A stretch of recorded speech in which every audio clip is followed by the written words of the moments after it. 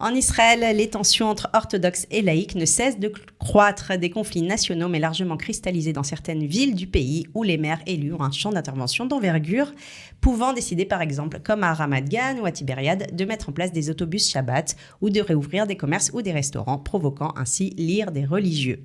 À Tel Aviv, il y a une dizaine de jours, le maire de la ville, Ron Huldaï, a ainsi décidé sur la base d'une ancienne circulaire d'interdire aux Lubavitch de proposer aux adolescents de mettre leur téfiline à moins de 100 mètres d'une école, afin d'éviter tout prosélytisme. Saine décision qui vise à protéger les enfants de toute influence ou bien provocation du maire de la ville la moins religieuse du pays. On va en parler avec nos invités et Olivia Lasserie. Merci Olivia. Pas d'amalgame, l'émission où l'on est d'accord pour ne pas être d'accord. Bonjour à tous et merci d'être là, d'avoir répondu à notre invitation. Alors, galanterie oblige, Eva Malka, bonjour. Vous êtes ancienne professeure de Talmud Torah, responsable de Tsaron version Talmud Torah. Et vous êtes actuellement aujourd'hui agent immobilier. Vous allez nous parler de ce sujet. À ma droite, nous avons Jonathan Simon-Selem, bonjour et merci d'être là. Vous êtes conseiller Alia et intégration à la mairie de Tel Aviv et également conseiller consulaire. Et Benjamin Felouz, que nous avons déjà reçu dans nos émissions, vous êtes élu de Bat Yam, une ville où il y a un tiers d'orthodoxes, un tiers de laïcs et un tiers de juifs. On va en parler tout de suite. De non-juifs. De non-juifs, pardon. Qu'est-ce que j'ai dit ? De juifs. D'accord. C'est bien aussi. Beaucoup de Russes parmi ces non-juifs. Première question à Jonathan, qui est là pour représenter la mairie de Tel Aviv. Cette décision d'interdire aux Lubavitch de proposer de mettre des téfilines à moins de 100 mètres des écoles, on l'a dit, a provoqué un buzz énorme sur les réseaux sociaux. Les gens se sont enflammés. C'est quoi Tel Aviv, cette ville anti-religieuse ? Est-ce que c'était une polémique qui a eu lieu uniquement dans la communauté francophone ? Première question. Au début, elle a éclaté dans toute la communauté nationale, d'abord israélienne, avec beaucoup de bruit sur les sites religieux. Et sur les réseaux sociaux, comme on peut l'imaginer. Mais très rapidement, la mairie de Tel Aviv a démenti ce qui s'est passé et a remis les choses dans l'ordre, en expliquant simplement qu'il n'y a eu aucun décret qui a été changé ou modifié récemment, qu'il s'agit juste d'une coutume de ne pas mettre un stand, que ce soit des téfilines, que ce soit de la vente de journaux, que ce soit des organisations politiques, etc., à moins de 100 mètres d'une école, pour plusieurs raisons. Et une des raisons invoquées, c'est pour laisser aller venir les élèves sans les embarrasser, pour le passage, la sécurité, etc. Et la mairie a simplement dit ça. Ça a été ensuite confirmé par les élus religieux de la ville, du Beit HaYehudi, du parti de Bennett et Shaked. Il y a eu plusieurs communiqués. Le maire en a parlé aussi avec des Chabad. Il y a eu des vidéos, des photos. Ethan Schwartz, le responsable de la communication de la ville, aussi l'a fait. Donc ça a été corrigé même sur les sites internet en hébreu, même religieux. Le seul problème, c'est qu'il n'y a que la communauté francophone qui n'a pas réagi, justement, et qui a continué à propager, exactement. D'accord. Alors, c'est vrai que l'information, on n'a pas le droit de mettre ses téfilines, enfin, un stand de téfilines à moins de 100 mètres, c'est vrai. Mais de dire que c'est une discrimination qui est faite récemment, etc., uniquement à Tel Aviv, c'est pas vrai. Ça n'existe qu'à Tel Aviv, cette règle-là. Dans les autres villes du pays... Non, techniquement, elle existe partout. Mais personne ne la met en place. Mais chacun mène la politique qu'il mène. Mais le maire explique, voilà, il dit, voilà, je suis pas anti-religieux, moi-même je ne suis pas religieux, dit le maire. Il y a des stands de Chabad pour les téfilines partout dans la ville, et c'est vrai que quand on se balade à Tel Aviv, il y en a partout, au Chouk, etc. Il dit, juste à 100 mètres des écoles, on le fait pas. Voilà. Comment ça se passe à Bat Yam, Benjamin ? Alors, à Bat Yam, c'est un peu la même chose. Il y a une réglementation très précise sur ce qu'on doit faire à côté des écoles. C'est pas 100 mètres, c'est un peu moins. C'est dans les 25 mètres autour de l'entrée d'une école et c'est pour des raisons de sécurité. Maintenant, c'est totalement ignoré pour une raison, c'est que le panel de population de Bat Yam est peut-être différent et que ça change radicalement la vision que les gens en ont. Dans les quartiers russes, par exemple, il n'y a pas du tout de stand de téfilines. Dans les quartiers plutôt religieux, il n'y a pas besoin de stand de téfilines puisque tout le monde met ses téfilines à la synagogue. Donc il n'y a pas de prosélytisme religieux. Et alors, ce dont on parle, c'est les quartiers dits laïques. Dans les quartiers dits laïques, la ville de Bat Yam étant une ville plutôt traditionnaliste dans sa population laïque, il n'y a aucun problème à ce que même le stand de téfilines soit à l'intérieur de l'école dite publique. Parce qu'à Tel Aviv, des parents se sont plaints. C'est né de ça, cette polémique. Non, c'est vrai, mais à Tel Aviv, on se plaint de tout très facilement. Après, c'est aussi le problème des villes qui sont très très progressiste, etc. Donc il y en a qui l'acceptent, il y en a qui l'acceptent pas. La seule défense de la mairie, c'est de dire, écoutez, ça existe, c'est comme ça, on n'a rien contre les religieux, on n'est pas contre les religieux, la religion, etc. C'est juste que voilà, on veut appliquer ça. Il y a des parents qui veulent pas que ce décret soit bafoué et ils font respecter les choses telles qu'elles sont. Mais il y a rien qui a été changé. La mairie n'a pas fait voter quelque chose de contraignant contre les religieux récemment. C'est juste. Il n'y a pas voilà. de guerre de Ron Roldaï contre les religieux. Non. Bah, il est ouvert à tout le monde. Vous savez, Ron Roldaï, ces dernières années, il a ouvert pas mal de synagogues aussi à Tel Aviv. Et jamais il y a eu autant de restaurants cachers aussi à Tel Aviv. Donc il n'est pas contre les religieux et puis il n'est pas bête non plus. Il sait très bien qu'il y a des religieux. Les Français qui arrivent et il y a beaucoup de Français aussi. cachère. C'est la principale alia de France arrive à Tel Aviv ces dernières années. Donc il a rien contre lui-même, il n'est pas religieux, mais il a rien contre les religieux, même si forcément il veut aussi faire respecter son engagement qui est plus celui du laïcisme à la française, qui n'existe pas encore en Israël, que de l'espace public un peu neutre comme ça israélien. Eva Malka, qu'est-ce qui incite, selon vous, ces groupes religieux à se rendre et s'adresser à ces écoliers, s'approcher de ces établissements scolaires? Alors, écoutez, de manière générale, les Chabad, donc les Lubavitch, ils ont pour habitude, et on le voit, donc comme vous l'avez dit, un petit peu partout, de proposer à des jeunes juifs, donc évidemment en aucun cas non juifs, de mettre des téphilines, d'accord ? Il ne s'agit pas en fait tout simplement de les pousser à devenir plus religieux, il s'agit juste de faire respecter un commandement qui est de mettre des téphilines tous les jours à des jeunes juifs de plus de 13 ans évidemment. On ne les force pas, on leur propose, on les incite, on leur demande. Ils veulent oui, ils ne veulent pas non. Après, ça s'est fait autour des écoles, comme ça s'est fait dans d'autres endroits, comme je l'ai dit. Et ils ne sont en aucun cas rentrés dans les écoles à l'intérieur. Et ils n'ont en aucun cas proposé de venir dans les synagogues et de les dissuader d'aller à l'école ou d'entraver tout simplement, la bonne marche et le bon fonctionnement de l'école. Donc, ça reste vraiment une initiative, on va dire... positive, non agressive, et qui a été perçue par certains parents israéliens, donc, qu'on a retrouvé comme une initiative agressive. Et c'est un petit peu là, en fait, le souci qu'on a aujourd'hui. Ça veut dire que vous ressentez très clairement un activisme anti-religieux à Tel Aviv ? C'est ça que vous êtes en train de nous expliquer. Anti-religieux, je vais vous dire, moi, je pense que la meilleure des façons, c'est de vous expliquer un petit peu et présenter ce que j'ai vécu. Moi, je suis, pour la petite histoire, je suis venue donc il y a quelques années, je suis arrivée à Tel Aviv et je me suis mise dans l'immobilier. Et en discutant, surtout dans le quartier de Neve Tzedek, et en discutant en fait avec plusieurs parents francophones, je me suis rendu compte, puisque moi-même j'étais un ancien professeur de Talmud Torah, que très souvent le débat revenait sur le fait que les enfants étaient dans l'école publique. Il s'agissait beaucoup de... Vous savez, en Israël, on parle de religieux, non religieux, enfin moi j'appelle ça pratiquants, non pratiquants, etc. Mais en France, on n'a pas encore cette catégorisation de juifs. On a plutôt des traditionalistes, des pratiquants, des non-pratiquants, peut-être des laïcs, mais en général, on a souvent le schéma de parents traditionnalistes qui mettent leurs enfants dans l'école publique et qui les mettent le dimanche matin au Talmud Torah afin de leur inculquer des valeurs juives jusqu'à la bat mitzvah pour les filles, la bar mitzvah pour les garçons, donc 12 et 13 ans. Et en arrivant en Israël, ils les mettent tout naturellement dans le public, donc ce qui correspond au Mamlarti, à l'école Mamlarti. Et ils cherchaient l'équivalence d'un Talmud Torah pour inculquer à côté des valeurs juives, quand souvent aussi ils n'ont même pas cherché de façon initiale de mettre les enfants dans un Talmud Torah, puisqu'ils se sont dit on arrive en Israël, on est à Tel Aviv, ça reste quand même... Vous êtes en train de dire que votre justification, c'est que les francophones qui arrivaient, qui avaient un peu de valeurs juives dans leur éducation, il n'y en a plus ici, parce que les écoles Mamlarti, il n'y en a pas ici, et donc vous venez apporter ça. Mais vous ne vous intéressez pas uniquement aux francophones, si ? Nous, si. On a vraiment voulu en fait répondre à une demande alors de vous avez, parents vous qui avez été cherchaient en amené fait à dans ce donner, cadre-là à aller dans les écoles chercher les enfants. Alors en fait, nous, dans les écoles on a laïques des parents publiques. qui sont donc venus nous voir à la suite de cas enfin tout simplement quand ils se sont retrouvés dans les réunions des parents d'élèves, etc., dans les écoles depuis le GAN, Mamlarty, l'école primaire, etc., et qui ne retrouvaient pas les valeurs qu'ils étaient venus chercher. Comme par exemple, on leur proposait dans les écoles, et c'est très souvent et récurrent dans les GAN, depuis le GAN, de changer en fait le Shabbat Shalom traditionnel et de l'appeler Sof Shavua Naïm, bonne fin de semaine.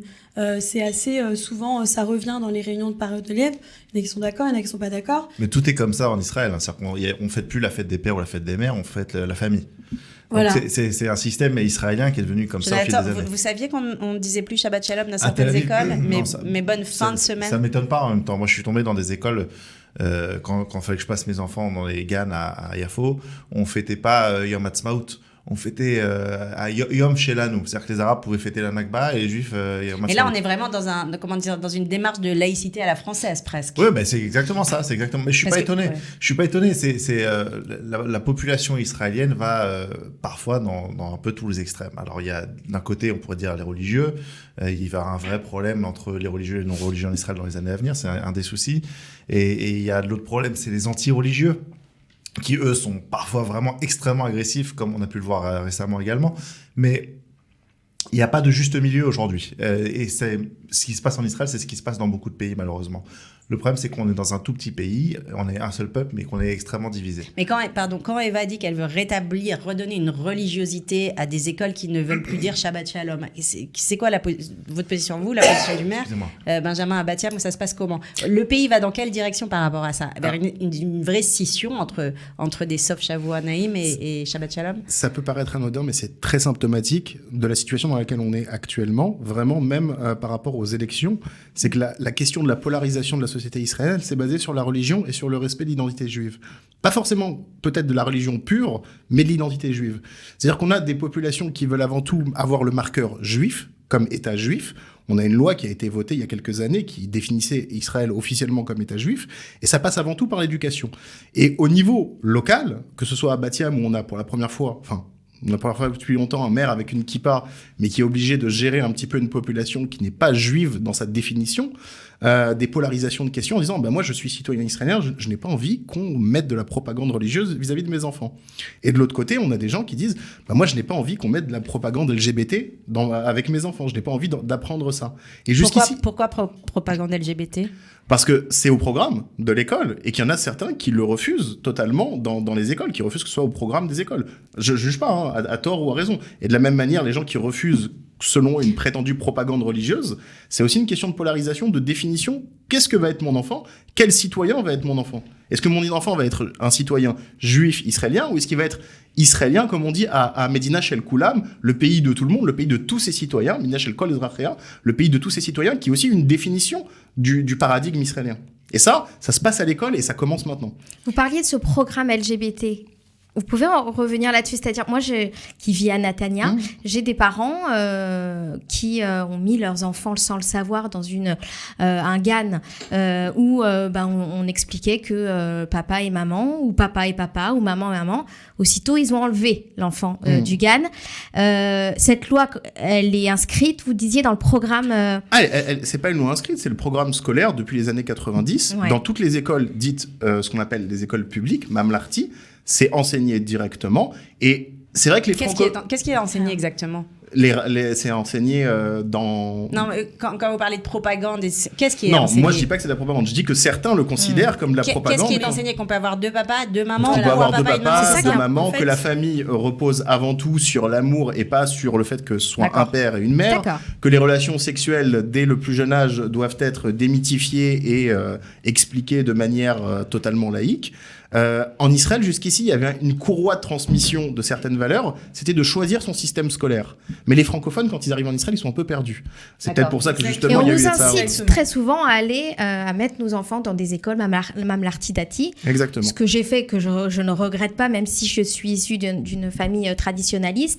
Mais c'est vrai que l'agence juive, pour ne pas la nommer, incite les Parce que les Olim juifs de France sont traditionnalistes et que, Ouais, et je que- pense. et que ça se rapproche plus de ça. Exactement. Parfois, on a des parents qui ne font pas Shabbat, qui ne mangent pas forcément extrêmement cachère, mais qui n'ont pas envie que les valeurs véhiculées à l'école soient celles de, on va dire, des valeurs publiques de l'éducation israélienne. Tout à fait. En fait, moi, je rajoute en fait que lorsqu'on disait au niveau de LGBT, on s'est retrouvé avec des enfants tout simplement qui tous les vendredis devaient faire choisir entre voilà, vous connaissez le Kabbalah Shabbat. Voilà, Imash el Shabbat et Abash el Shabbat. Et donc, il y avait 2 papas de Shabbat, 2 mamans de Shabbat et un papa et une maman, tout simplement pour correspondre au schéma familial qui, du jour, en fait, du paysage israélien, alors surtout tel-avivien. Et en fait, les parents qui sont donc à la base, encore une fois, traditionnalistes et pas pratiquants, comme on le disait, c'est pas forcément des personnes qui cherchent à mettre leurs enfants dans une école juive religieuse en France, mais en arrivant en Israël, quand ils se retrouvent face à cette problématique, ils se disent mais attends, dans le public en France, j'ai pas cette problématique. Un instituteur ne raconte pas un peu sa vie privée et sa vie personnelle comme on peut le voir ici dans les écoles mamlarti, et c'est un petit peu la problématique à laquelle on doit faire face aujourd'hui. Et c'est la demande à laquelle on a répondu l'année dernière. C'est pour ça qu'on a ouvert un Tsaharon dit de Talmud Torah pour répondre un petit peu à cette demande tous les après-midi, 3 heures. Alors ça fait aussi... Alors vous avez voilà. raconté que vous aviez dû faire face à des réactions d'hostilité quand vous êtes allé Tout dans à ces fait. écoles, Tout à chercher fait. des élèves pour les amener à Tout à vos cours fait. de Talmud Torah. Ça Racontez. a commencé en fait tout simplement. Donc voilà, comme je vous l'ai dit, avec ces cas pratiques, on s'est dit bon bah il faut vraiment qu'on fasse quelque chose. On a ouvert donc ce Tsaharon et au départ il fallait avec une ASA, donc une navette, aller chercher les enfants dans les écoles puisqu'ils finissent vers 13h, 13h30, 45, peu importe. En tout cas c'est assez tôt. Et l'après-midi donc en fait on proposait de prendre les enfants dans les écoles pour les amener dans notre Tsaharon. Mais il faut que ça reste sécurisé. Donc j'allais chercher les enfants, surtout les petits en GAN et en primaire, dans les classes. Je suis obligée, c'est comme ça. Et tous les jours, donc au fur et à mesure de l'année, on expliquait un petit peu, on présentait en fait les valeurs juives, ce que c'est la kippa, le port de la kippa, les fêtes juives, en fait ce qu'on propose aussi dans un programme de Talmud Torah en France. Et un jour, il y a moi j'ai été chercher un petit garçon dans un GAN 3, dans une école de Tel Aviv dans le sud. Et la Mora me dit, c'est toi qui lui as demandé de mettre la kippa dans le cartable? Alors je lui ai dit oui, alors je précise, dans le cartable, je lui ai dit oui, dans le cartable, oui tout à fait, pour l'après-midi. Et on lui a dit si t'as envie, tu la mets, et puis voilà, si tu viens à l'école, écoute, dans le Tsaharon, il a vu que les autres avaient une kippa, nous on lui fournit de toute façon la kippa quand il arrive. Et tout simplement, la Mora nous a dit, donc l'institutrice, tu ne refais pas ça. Alors je lui ai dit pourquoi? Elle m'a dit parce que je te ferai sortir de l'école. Donc c'est mot pour mot ce qu'elle m'a dit en hébreu. Et je lui ai dit mais je ne comprends pas. On est quand même dans un état juif, pas laïque. Elle était où cette école? À Dorianov. Elle est à Florentine. D'accord. Et je lui ai dit mais je comprends pas. Vraiment j'arrive pas à comprendre. Et j'étais hébétée. Vraiment je suis restée un petit peu sur le moment un peu choquée. Et elle m'a dit non je te préviens. C'est juste voilà, je te préviens, un avertissement. La prochaine fois, tu recommences pas. Benjamin, est-ce que, selon vous, la société israélienne est vraiment en train de se scinder de plus en plus, de se crisper autour de ces valeurs de laïcité, on va dire pour faire simple, ou de religiosité? Et est-ce que les élections sont pas, le troisième round qui arrive, sont pas un exemple type de cette problématique? C'est exactement ça, et c'est peut-être le principal problème que l'État d'Israël va devoir affronter, peut-être même devant les problèmes de sécurité. En Israël, historiquement, il y a une chose, c'est un courant laïque, séculier qui a fondé l'État. Et aujourd'hui, il y a une réalité, c'est que la population devient de plus en plus, sinon religieuse, du moins traditionnaliste, par l'explosion démographique des gens qu'on appelle datim leumim, c'est-à-dire les nationaux religieux, et les haredim qui continuent à avoir une influence démographique extrêmement importante. Donc il y a une rencontre des deux Il y a un choc des cultures qui jusqu'ici a été évité et c'est des vraies questions qui se posent. Il y a également un retour d'une partie de la population israélienne séculière vers la religion et il y a également l'abandon de la religion par certaines parties de la population religieuse. Et puis il y a tous ces Russes qui arrivent de plus en plus. Et il y a une énorme et on voit immigration Lieberman russe. qui arrive à faire pour l'instant. Et c'est exactement ça. Jusqu'ici, la polarisation de la politique israélienne, c'était droite ou gauche. Tu es de droite ou tu es de gauche. Et on pouvait avoir des religieux qui siégeaient avec Yitzhak Rabin pour signer les accords d'Oslo, et on pouvait avoir Lieberman, qui est un laïc totalement affirmé, qui siégeait avec les mêmes ultra-orthodoxes et Benjamin Netanyahou sur des questions purement politiques, c'est-à-dire des questions économiques, sécuritaires, voilà. Aujourd'hui, la question, c'est une question identitaire. Lieberman a abandonné la droite, ou en tout cas, il n'a pas rejoint la droite, justement pour dire, moi, ce qui m'importe plus, plutôt que d'être de droite, c'est d'être anti-religieux. Il dit, la présence des religieux, qu'il le faille par... Moi, je pense pas qu'il le fasse par conviction, mais il le fait par calcul politique, et ce calcul politique, ça reflète la population israélienne. Il faut polariser la question sur la religion. Il y a la campagne de Kahol Lavan, cette fameuse campagne publicitaire dans laquelle on montre le drapeau israélien souillé par la moutarde. La moutarde, c'est le surnom des nationalistes religieux et des religieux. Haredim Leumim, la Khardal, la fameuse moutarde. Cette campagne-là est juste abjecte. Elle a été interdite de publication. Mais elle est totalement assumée par l'état-major de Kahol Lavan. Donc, sans juger de qui fait quoi, c'est la polarisation sur les questions religieuses et identitaires qui aujourd'hui mène la danse dans la politique israélienne et qui mène la danse également dans l'éducation. L'éducation, c'est le reflet à la fois de la politique nationale et de la politique municipale. Et ça creusera énormément de fossés, ça creusera énormément de débats dans toute la société. Et on l'a vu quand Naftali Bennett était ministre de l'Éducation nationale et qu'il a imposé certains courants de pensée, l'éducation au sionisme un peu plus poussée, etc. Et certaines valeurs du judaïsme aussi qui ont été davantage enseignées. Et ça avait été dénoncé par toute une partie de la population, notamment à Tel Aviv. Est-ce qu'on peut dire que Tel Aviv est quand même une bulle c'est son surnom déjà. À boire. Qui résiste plus qu'une autre dans ce domaine-là. Complètement. Je crois que Tel Aviv, c'est une ville complètement particulière. Je connais pas l'âge moyen de l'habitant de Tel Aviv, mais j'ai l'impression qu'il a 35 ans, qu'il est célibataire et qu'il n'a pas encore fait ce tchouva. Et qu'il est gay. Il y a des chances, ouais. Donc il n'y a pas beaucoup de chances pour que... Ouais. Mais Tel Aviv, c'est vraiment quelque chose de particulier. Et en même temps, c'est la puissance, la capitale économique du pays, et puis c'est la ville qui attire tout le monde et qui fascine également tout le monde. Et donc il faut la prendre en considération, tout comme il faut prendre en considération les autres villes et les attentes de chacun. Et ce que disait tout à l'heure Benjamin à propos des conflits sur l'État d'Israël et ce qui vient, c'est exactement ce qui se passe. Un vrai problème démographique entre religieux et séculiers, et traditionnalistes et non-juifs. On va voir ce qui se passe le 2 mars prochain. Merci à tous d'avoir été là. Merci. C'était une émission passionnante et à bientôt. Au revoir. Au revoir. Pas d'amalgame, l'émission où l'on est d'accord pour ne pas être d'accord.